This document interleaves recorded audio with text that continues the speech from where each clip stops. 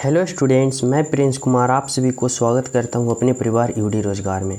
अगर आप लोग किसी भी गवर्नमेंट जॉब की तैयारी कर रहे हो, जैसे एसएससी, आरआरबी, रेलवे या फिर यूपी पुलिस कांस्टेबल या फिर किसी भी स्टेट गवर्नमेंट या फिर किसी भी गवर्नमेंट जॉब की तैयारी कर रहे हो, तो यह आप सभी के लिए परफेक्ट एंड सेलेक्टेड क्लास होने वाला है। क्योंकि इस क्लास में जो पैटर्न लिया गया है ना, आपका इन्हीं एग्जामों के पैटर्न के आधारित सभी प्रश्न लिया गया है। यानी आप सभी को इस क्लास में 25 प्रश्न देखने को मिलेगा, जो कि आपका एग्जाम पैटर्न के आधारित सभी प्रश्न देखने को मिलेगा। और आप सभी को सिखाया जाएगा कि इन सभी प्रश्नों को 7 से 8 सेकंड में आप लोग किस प्रकार सॉल्यूशन कर पाओगे। क्योंकि रीजनिंग का एक ही मूल मंत्र है कि जो स्टूडेंट कम समय में ज़्यादा प्रश्न सॉल्यूशन करना सीख जाएगा और उसके अंदर कॉन्फिडेंस आ जाएगा, तो वह किसी भी विभाग का एग्ज़ाम हो वह फुल बाय फुल मार्क्स प्राप्त कर पाएगा। ठीक है, तो आप सभी को इस क्लास में हर चैप्टर से एक एक प्रश्न देखने को मिलेगा, जिस प्रकार आपका एग्जाम में प्रश्न पत्र मिलता है। ठीक है, तो आप लोग एक भी विद्यार्थी ऐसा ना होना कि एक भी प्रश्न को मिस ना करना। ठीक है, पूरा प्रश्न को बारीकता से अध्ययन करना। और यह क्लास आप सभी को हमारे तरफ से सुबह और शाम दोनों टाइम प्रोवाइड कराया जाता है, ताकि हमारे जितने भी विद्यार्थी हो ज़्यादा प्रश्नों पे प्रैक्टिस करें। और ज़्यादा जिस दिन आप शुरू कर दोगे प्रश्नों पे प्रैक्टिस करना, उस दिन आपका कॉन्फिडेंस आसमान छुएगा और आपके अंदर जो कॉन्फिडेंस जगेगा ना, उसके अनुसार आपका नंबर बहुत ही ज़्यादा इंक्रीज होगा। तो इसलिए आप लोग ज़्यादा प्रश्नों पे प्रैक्टिस लगाना शुरू कर दो। चलो मैं शुरू करता हूँ।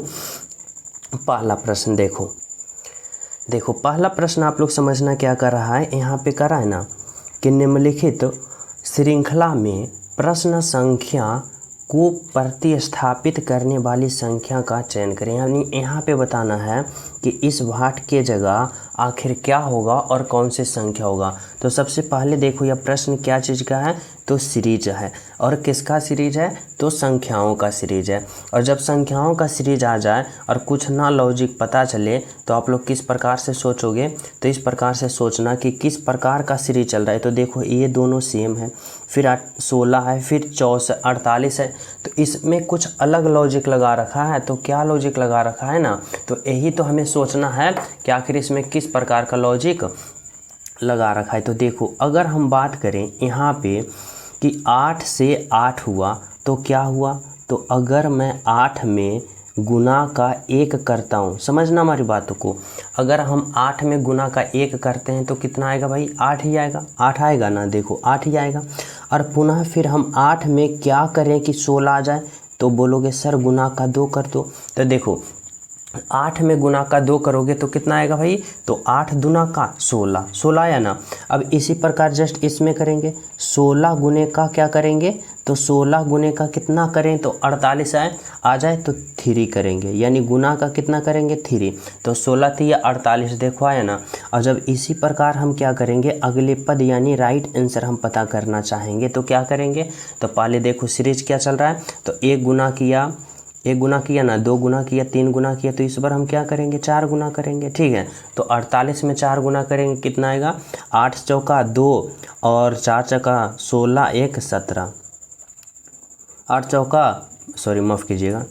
चौका 32, तो 2 होगा और 3 हो गया, और 4 चौका 16 और 3 कितना होगा 19, यानी 192 यानी 192 यानी 192 कौन सा ऑप्शन में है, तो ऑप्शन नंबर देखो डी में है, जो कि क्या है आपका राइट आंसर है। और बिल्कुल सही आंसर है ऑप्शन नंबर डी।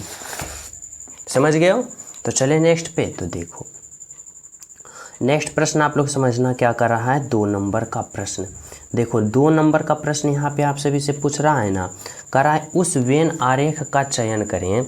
यानी उस वेन आरेख का चयन करना है जो दिए गए वर्गों के बीच सर्वश्रेष्ठ संबंध दर्शाता है। यानी यहाँ पे आप सभी को बताना होगा ना, यहाँ पे इस तरह से सोचना होगा कि फूल है, गुलाब है और पीला है।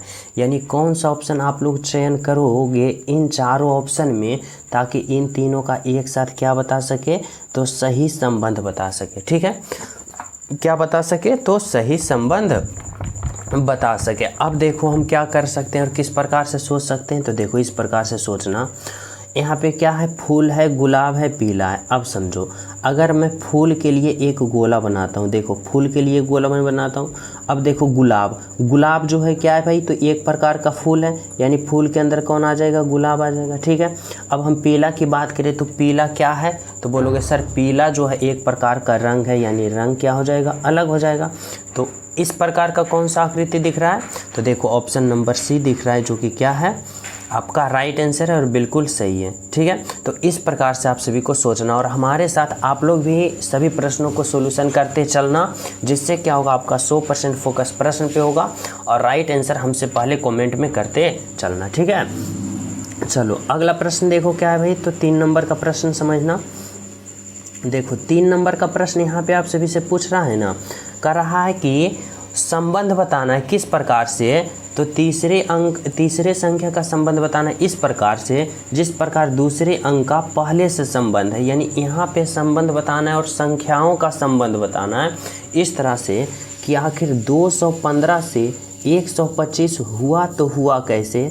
उसी प्रकार 415 से यहाँ पे क्या होगा, जो हमें क्या करना पड़ेगा, सोचना पड़ेगा और समझना पड़ेगा। तो देखो आखिर सबसे पहले ऐसे वाले संबंध आ जाए ना, और वो भी अल्फ़ाबेट से आ जाए या फिर संख्या से आ जाए, तो पहले देखना कि क्या जो जिसमें जो यहाँ पे एक संख्या, यहाँ पे एक संख्या है। अब देखना इन संख्याओं में जितना भी अंक का प्रयोग किया गया है वही सेम टू सेम अंक इसमें भी है।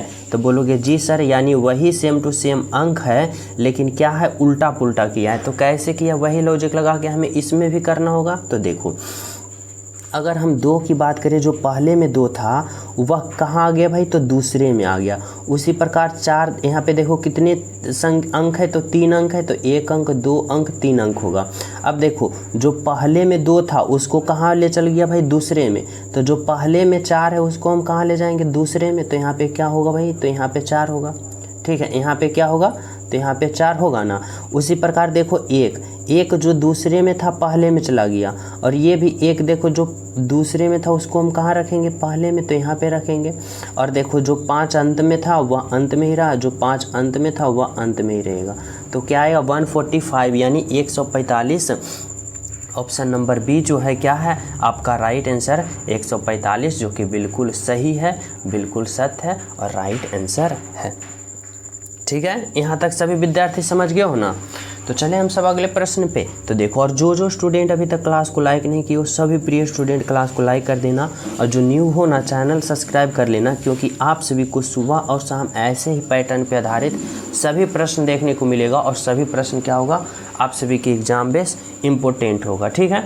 चलो देखो 4 नंबर का प्रश्न समझना क्या करा है। देखो 4 नंबर का प्रश्न में आप सभी को यहाँ सोचना होगा ना, करा यदि DON इतना को इतना लिखा जाता है कुड भाषा में, यानी कोडिंग डिकोडिंग वाले प्रश्न हैं, और ROAM को इतना लिखा जाता है, ठीक है। तो RANDOM को क्या लिखा जाएगा। अब देखो हमें किसका मान पूछा है भाई, तो इसका मान पूछा है, क्या है, R है, A है, N है, D है, O है, M है, ठीक है। अब इसका हमें कोड पता करना है, और इतना का कोड इतना दे रखा है, इतना का कोड इतना दे रखा है, ठीक है। अब देखो आप लोग देखो कि R का हमें क्या करना है, कोड पता करना है। तो देखो कहीं इसमें R दिख रहा है, तो इसमें नहीं दिख रहा है। इसमें देखो दिखा R जो पहले नंबर है, और पहले का कोड क्या दे रखा है, 6, तो यहाँ पे छोड़ दो। फिर देखो A कहाँ दिख रहा है, तो देखो 3 नंबर पे, और 3 नंबर का कोड क्या दे रखा है, 1, तो यहाँ पे 1 दो। फिर देखो क्या है N देखो क्या है, तो तीसरे नंबर पे इसमें तीसरा का कोड क्या है, तो 5, तो यहाँ पे 5 दो। फिर देखो D पहले नंबर पे, पहले का कोड क्या है, तो 3, तो यहाँ पे 3 दो। फिर O देखो दूसरे पे, और दूसरा का कोड 4 है, तो यहाँ पे 4 दो। फिर देखो क्या है, तो M है, और M का कोड कहाँ है, देखो अंत में, और अंत में 2, यानी 2।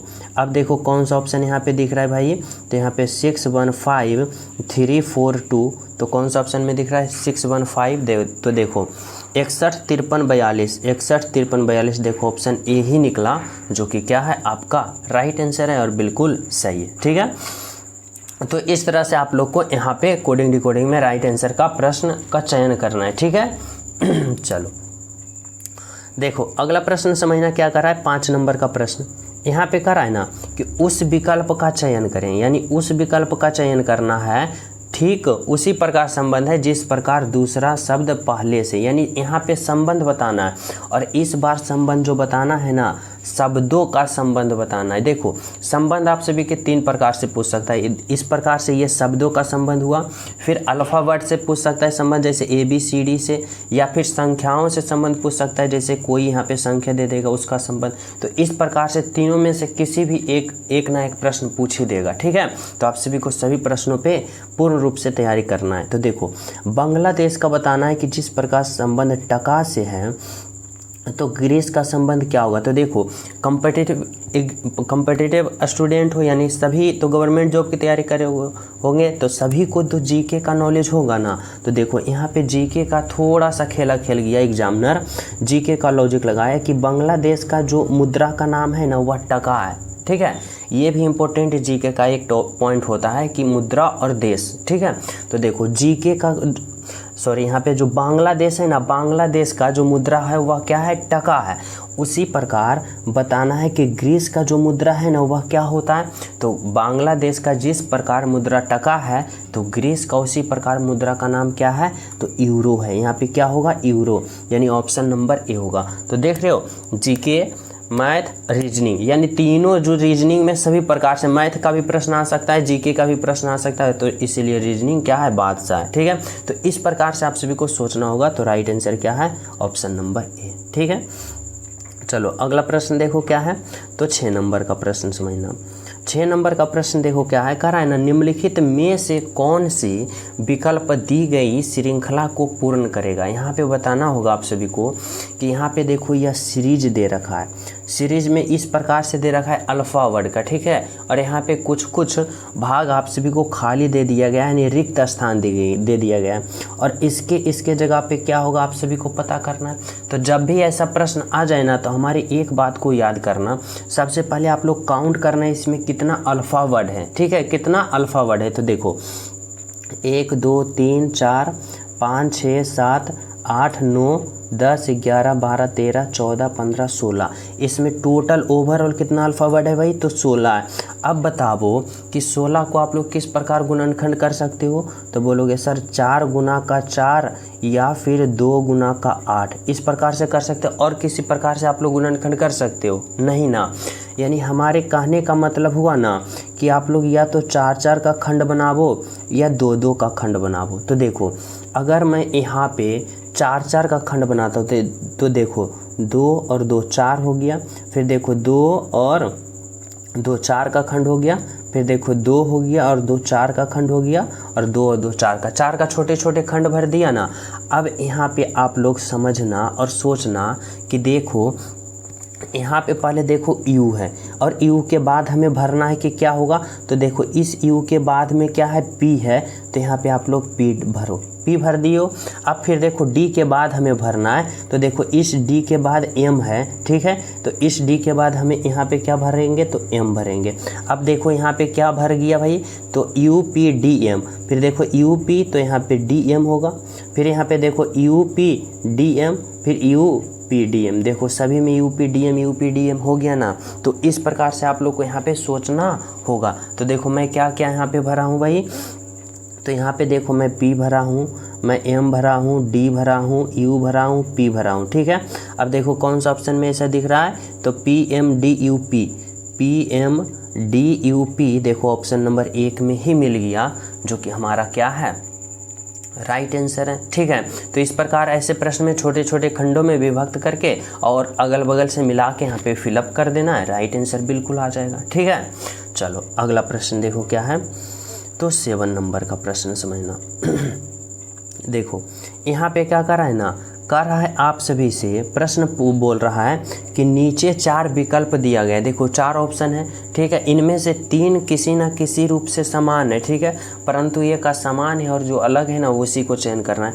यानी बताना यहाँ पे 4 ऑप्शन है आपको दिया गया, और इन 4 ऑप्शन में 3 ऑप्शन एक समान है, लेकिन एक ऑप्शन जो है ना सबसे अलग है, सबसे हट के है, और वही ऑप्शन का आप सभी को चयन करना है। तो देखो सोचो, ऐसे प्रश्नों में आप लोग सोचना, यहाँ पे क्या है, मूली है, मटर है, आलू है और गाजर है। अब हमें बताओ आप लोग, अगर हम बात करते हैं मूली की, अगर हम बात करते हैं आलू की, अगर हम बात करते हैं गाजर की, तो ये तीनों जो सब्जियां हैं ना, यानी ये तीनों जो सब्जियां हैं खाने वाले, मूली, आलू और गाजर, यह धरती यानी ज़मीन के यानी मिट्टी के अंदर उपजने वाले क्या हैं, तो उपजने वाले सब्जियां। लेकिन जब हम मटर की बात करें, क्या बात करें मटर की, तो मटर जो होता है ना वह क्या होता है, तो लत्ती में, जिसे क्या बोला जाता है कि ऊपर में यानी ज़मीन के ऊपर में लगने वाला सब्जी है। तो यानी सबसे अलग कौन दिखा, तो मटर दिखा, जो कि क्या है आपका राइट आंसर है। तो इस प्रकार से आप लोग को चयन करना है, ठीक है। चलो अगला प्रश्न देखो क्या कर रहा है। 8 नंबर का प्रश्न समझना।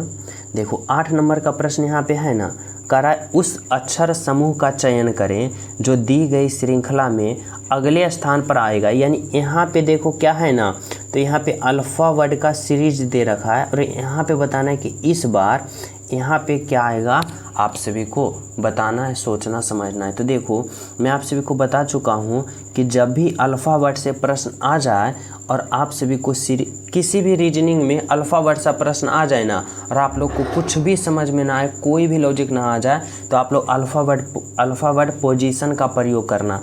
जैसे देखो बी अल्फ़ा वर्ड है, तो इसका पोजीशन कितना होता है, तो वास्तव में बी का अल्फ़ा वर्ड पोजीशन 2 होता है, ओ का 15 होता है, पी का 16 होता है। समझना हमारी बातों को। देखो बी का कितना होता है, 2 होता है, ओ का 15 होता है, पी का कितना होता है, 16 होता है, ठीक है। अब देखो फिर डी का कितना होता है, 4 होता है, पी का 16, एन का 14, ठीक है।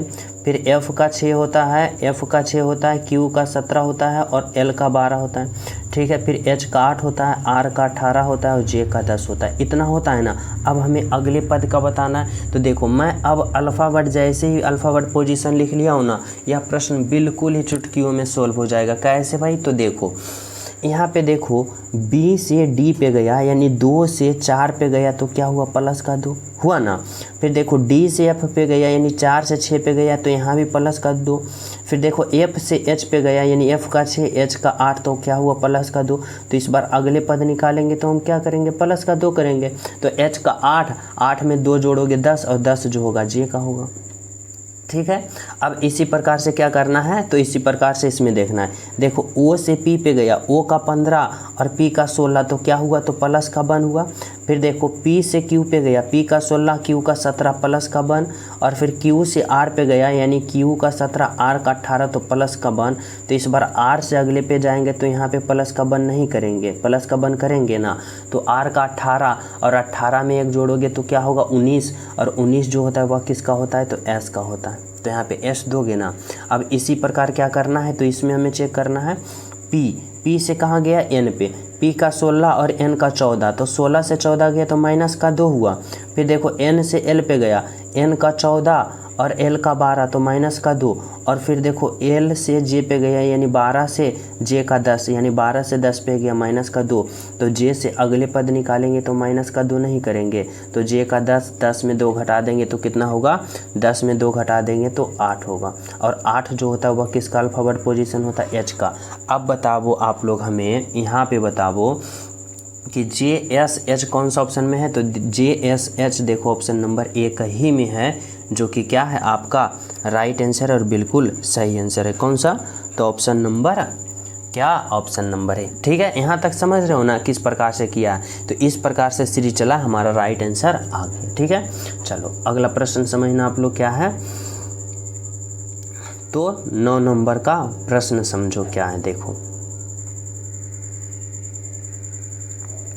9 नंबर का प्रश्न आप लोग समझना। इसमें क्या करा है ना, करा है कि एक कूट भाषा में HUS के इतना को इतना लिखा जाता है, ठीक है। तो इतना को किस प्रकार लिखा जाएगा देखो यहाँ पे आप सभी को बताना होगा ना, यहाँ पे भी कोडिंग डिकोडिंग का प्रश्न है, लेकिन अल्फ़ा वर्ड से दे रखा है कि इतना को इतना में कोडिंग किया जाता है, तो इतना को कैसे लिखोगे। तो देखो हमें सबसे पहले यहाँ पे लॉजिक समझना होगा। यहाँ पे H है, U है, S है, K है, और इतना को क्या लिखा भाई, तो L लिखा, Z लिखा, Y लिखा और R लिखा। यहाँ पे क्या है, R। अब देखो इतना से आखिर इतना लिखा ना, तो कैसे लिखा और किस प्रकार से लिखा, तो देखो हमारी बातों को समझना। अगर हमें इतना से इतना पता करना है तो पहले हम क्या करेंगे, अल्फ़ाबेट पोजीशन का लिखेंगे। जैसे कि यहाँ एच का कितना होता है 8 होता है, यू का 21 होता है, यू का कितना होता है भाई 21 होता है, एस का कितना होता है 19 होता है, के का 11 होता है, ठीक है, एल का 12 होता है, जेड का 26 होता है, और फिर बाई का कितना होता है 25 होता है, और आर का 18 होता है। अब देखो आप लोग कि आखिर इसमें क्या लॉजिक लगाया है।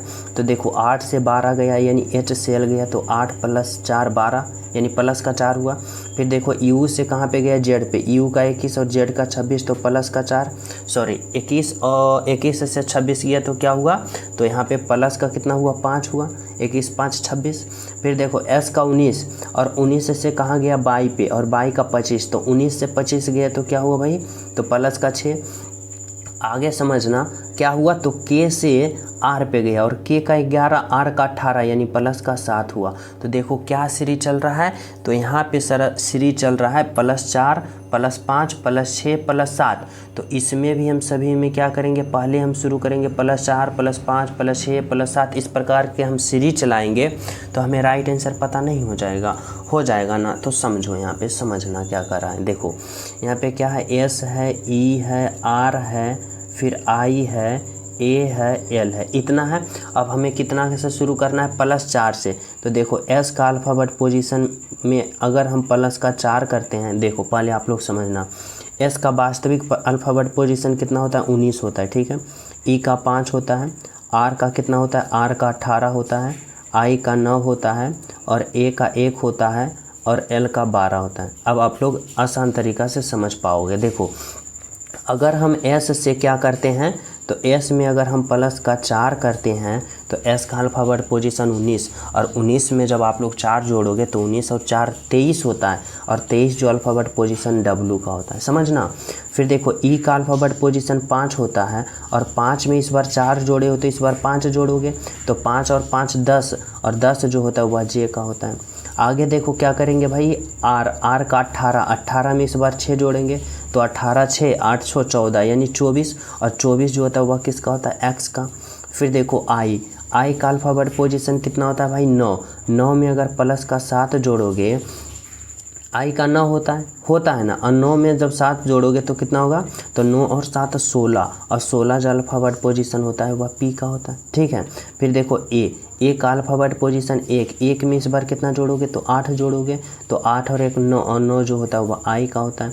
और पुनः क्या है, एल का अल्फ़ाबेट पोजीशन 12, और 12 में इस बार कितना जोड़ना चाहिए, तो 9 जोड़ना चाहिए, तो 12 9 कितना होगा भाई, तो 12 और 9 21, और 21 जो अल्फ़ाबेट पोजीशन होता है यू का होता है। अब हमें बताओ आप लोग कि WJXPIU कौन सा ऑप्शन में है, तो देखो WJXPIU ऑप्शन नंबर 1 में ही है, जो कि क्या है आपका राइट आंसर है और बिल्कुल सही आंसर है। तो किस प्रकार का सीरीज चल रहा है समझ लो, +4 +5 +6 का सीरीज चला, इस तरह से हम यहाँ पे सभी में ऐड किए, हमारा राइट आंसर सेकेंडों में आ गया, ठीक है।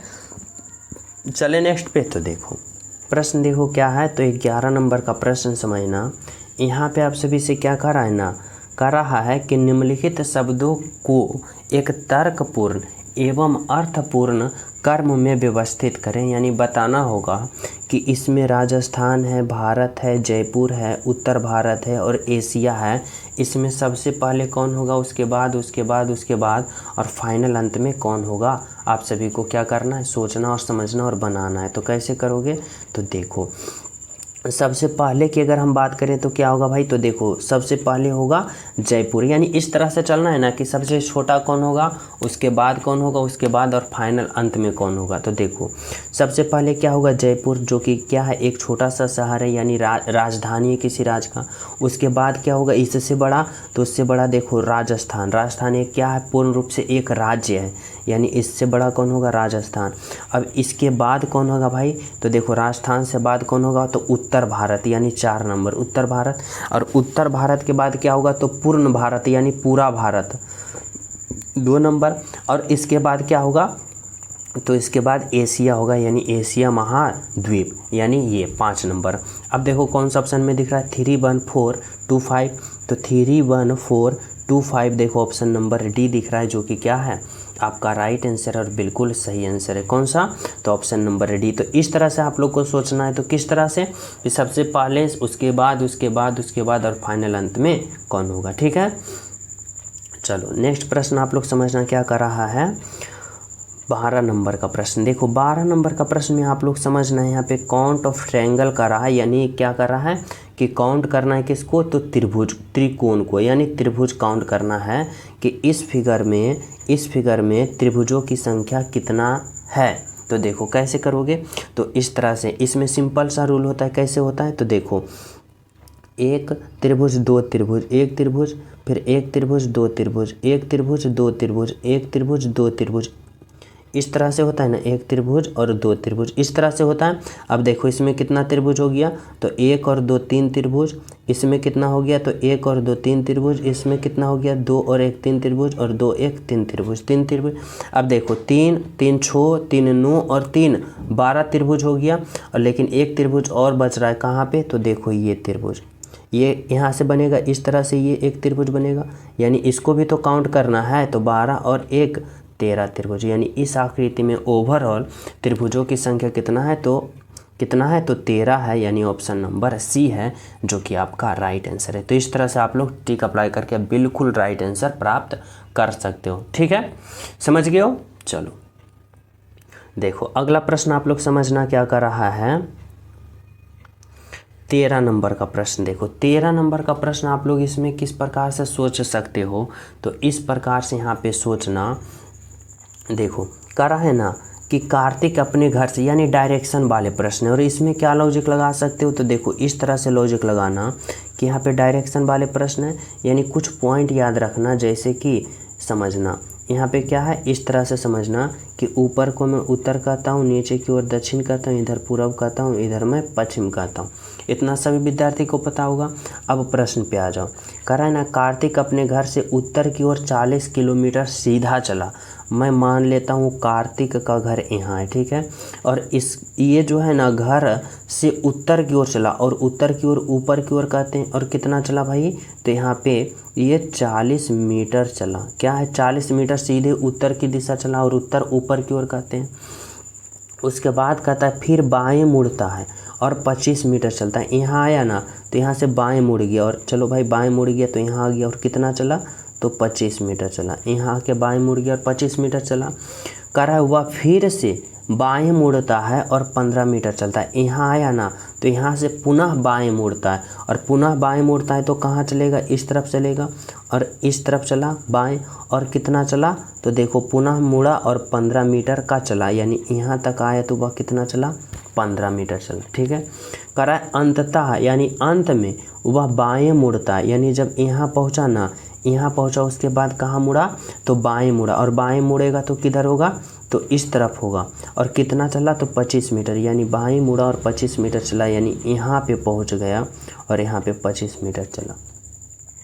अब प्रश्न आप सभी से क्या कर रहा है, जो समझना, प्रश्न कर रहा है कि बिंदु x पर पहुँचता है, यानी यहाँ पे पहुँच गया, बिंदु x पे पहुँच गया, ठीक है। तो कह रहा है उसके घर तथा बिंदु x के बीच की न्यूनतम दूरी बताना है, यानी उसका घर देखो यहाँ पे, घर यहाँ पे, और वह पहुँचा कहाँ? x बिंदु पे। तो ये बीच की दूरी जो है ना, वह कितना मीटर है जो बताना है। तो देखो बाबू समझना यहाँ पे हमारी बातों को, कि ये जो ओवरऑल पूरी दूरी जो है ना, वह कितना है? तो 40 मीटर है, ठीक है। अगर हम इतना की बात करें तो इतना जो है ना, वह 15 मीटर है। तो इतना क्या होगा भाई? तो देखो 40 मीटर में ये 15 मीटर घटा दो तो कितना आएगा? तो देखो 40 में जब 15 घटाओगे क्या बचेगा? 5 बचेगा और 2 बचेगा, यानी 25 मीटर। यानी ये घर और x के बीच की दूरी कितना है? तो 25 मीटर है, जो कि क्या है? आपका राइट आंसर है और बिल्कुल सही। यानी इतना के बीच की दूरी कितना है? तो 25 मीटर है, ठीक है। समझ गए हो? चलो नेक्स्ट प्रश्न आप लोग समझना क्या को। 14 नंबर का प्रश्न समझो। इसमें आप सभी से पूछ रहा है ना, लुप्त संख्या ज्ञात करें, मिसिंग नंबर बताना है कि लुप्त संख्या यानी मिसिंग नंबर इस वाट के जगह क्या होगा। तो देखो ऐसे प्रश्न में आप लोग दो तरीक़ा से चल सकते हो। कैसे? या तो आप लोग इस तरह से चलो या तो आप लोग इस तरह से चलो। तो बोलोगे सर हम किस तरह से चलें ताकि हम एक बार अपने माइंड में थिंकिंग करें यानी सोचें और राइट आंसर आ जाए। तो देखो हमारी बातों को याद रखना कि जब भी ऐसा प्रश्न आ जाए ना तो छोटे छोटे को कैलकुलेशन करके बड़ा लाने की कोशिश करना, छोटे छोटे कैलकुलेशन करके बड़ा अंक लाने की कोशिश करना, तब आप लोग को क्या हो जाएगा, राइट आंसर बहुत ही आसान बहुत ही ईजी तरीक़ा से आ जाएगा। यानी कि या तो आप लोग इस तरह से चल सकते हो या तो इस तरह से चल सकते हो। अगर आप लोग इस तरह से चलते हो तो देखो बड़ा और बड़ा कैलकुलेशन करके छोटा लाओगे, बड़ा बड़ा कैलकुलेशन करके छोटा लाओगे। लेकिन हमें क्या चलना है, हमें चलना है इस तरह से। क्यों?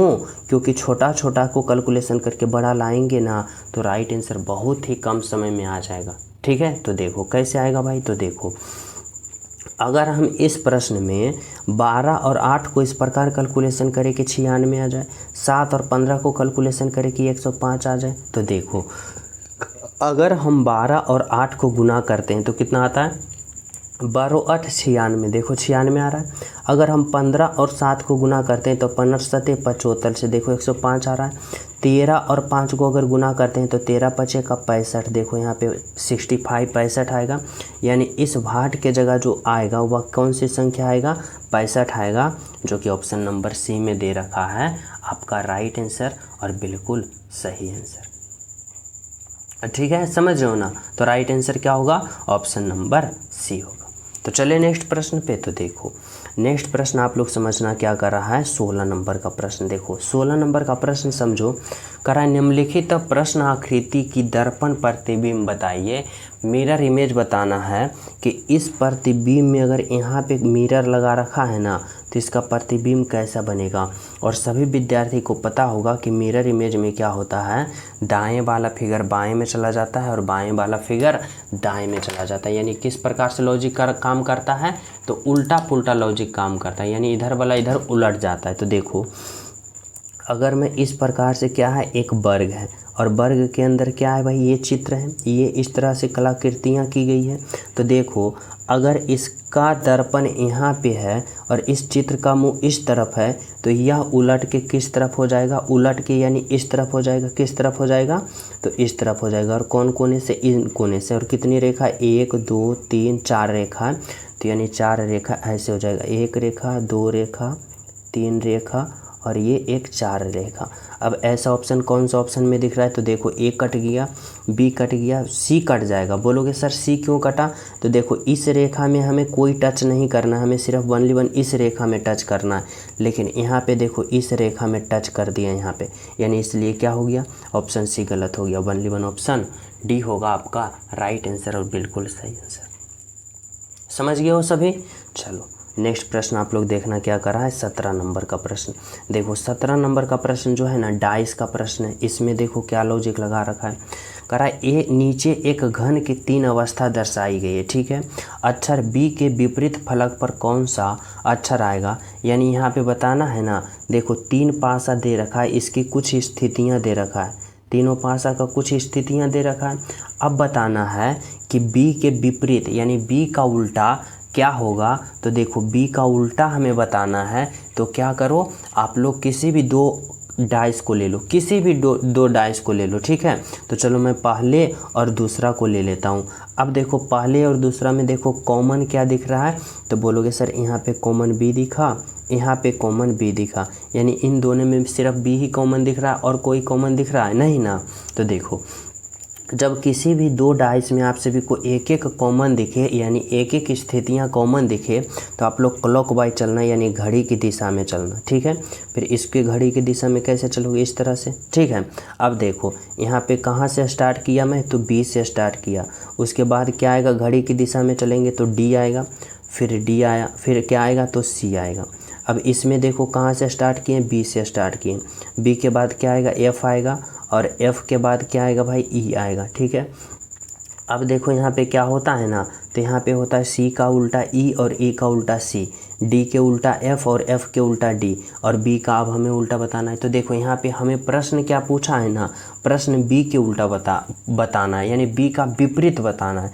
तो बोलोगे सर यहाँ तो आप लोग डी और ई का उल्टा बताए हो, डी और एफ का उल्टा बताए हो, लेकिन हमें चाहिए किसका उल्टा, तो हमें चाहिए बी का अपोजिट। तो क्या होगा, तो देखो हमारी बातों को समझना। एक पासा में कितनी स्थितियाँ होती है, 6 स्थितियाँ, या तो उसमें 1 हो या 2 हो, 3 हो, 4 हो, 5 हो, 6, यानी इतना से ज़्यादा कोई पासा में स्थितियाँ होता है। 6 से ज़्यादा कोई स्थितियाँ देखे हो कोई पासा में, नहीं ना। यानी कि इस तरह से सोचो, इस तरह से सोचो कि यहाँ तो अंक में नहीं है, अल्फ़ाबेट से दे रखा है। तो देखो यहाँ पे डी दे रखा है, ठीक है, एफ दे रखा है, सी दे रखा है, ई दे रखा है, तो यहाँ पे बी है, और बी के जगह यहाँ पे क्या नहीं दे रखा है। तो देखो इन पासा में और इन पासा और इन पासा में देखो कि इन तीनों पासा में कौन कौन स्थितियाँ दे रखा है। तो देखो सी दे रखा है, ई दे रखा है, एफ दे रखा है, डी दे रखा है, बी दे रखा है, लेकिन क्या नहीं दे रखा है। तो देखो जी जो है ना वह नहीं दे रखा है, यानी बी का जो अपोजिट होगा जी होगा, यानी बी का उल्टा क्या होगा भाई, तो जी होगा, और जी का उल्टा बी होगा। तो हमसे पूछा है क्या, हमसे पूछा है बी का विपरीत क्या होगा। तो बी का विपरीत देखो ऑप्शन नंबर डी होगा, जो कि क्या है आपका राइट आंसर है, और बिल्कुल सही आंसर है। कौन सा, तो ऑप्शन नंबर क्या होगा, तो ऑप्शन नंबर डी होगा। समझ गए हो ना सभी विद्यार्थी। तो चले हम सब नेक्स्ट प्रश्न पे। तो देखो अगला प्रश्न आप लोग समझना क्या कर रहा है, 18 नंबर का प्रश्न। देखो 18 नंबर का प्रश्न समझना, इसमें क्या कर रहा है ना, कथन और निष्कर्ष वाले प्रश्न है। इसमें आप लोग को यहाँ पे सोचना होगा कि यहाँ पे कथन जिस प्रकार कहेगा ना उसी प्रकार से हमें निष्कर्ष निकालना है, ठीक है। तो देखो कैसे करेंगे, कह रहा है कुछ पैंट डार्क है, यानी यहाँ पे जो पैंट है ना, पैंट या कुछ पैंट जो है ना वह क्या है, डार्क है। मैं डार्क लिखता हूँ, कुछ पैंट जो है, पैंट का कुछ हिस्सा डार्क है, ठीक है। अब कह रहा है कि सभी डार्क, या जितना भी डार्क है ना, यह सभी डार्क क्या है, कोट है, या सभी डार्क क्या है, तो सभी डार्क कोट है, ठीक है, सभी डार्क कोट है। अब आप लोग निष्कर्ष पे आ जाओ। निष्कर्ष एक क्या कर रहा है कि कुछ पैंट कोट है, ये पैंट है, और पैंट का कुछ भाग कोट में है। तो बोलोगे जी सर देखो ये कुछ भाग जो है ना वह कुछ पैंट कोट है, यानी पैंट का कुछ भाग कोट में है। तो बोलोगे जी सर, यानी निष्कर्ष एक क्या है, तो सही है। अब निष्कर्ष 2 पे आ जाओ। कह रहा है सभी कोट पैंट है, देखो कोट कहाँ है, यहाँ पे, और सभी कोट ये बड़ा वाला सभी कोट इस पैंट के अंदर है। बोलोगे कतई नहीं, यानी क्या है, निष्कर्ष 2 गलत है। यानी कौन सा ऑप्शन होगा, तो देखो केवल निष्कर्ष एक सही है। कौन सा ऑप्शन में है, तो ऑप्शन नंबर डी में है, जो कि राइट आंसर है कि केवल निष्कर्ष एक सही है, जो कि क्या है, बिल्कुल सही है, ठीक है। तो चले हम सब अगले प्रश्न पे। तो देखो अगला प्रश्न आप लोग समझना, 19 नंबर का प्रश्न क्या दे रखा है भाई, समझो।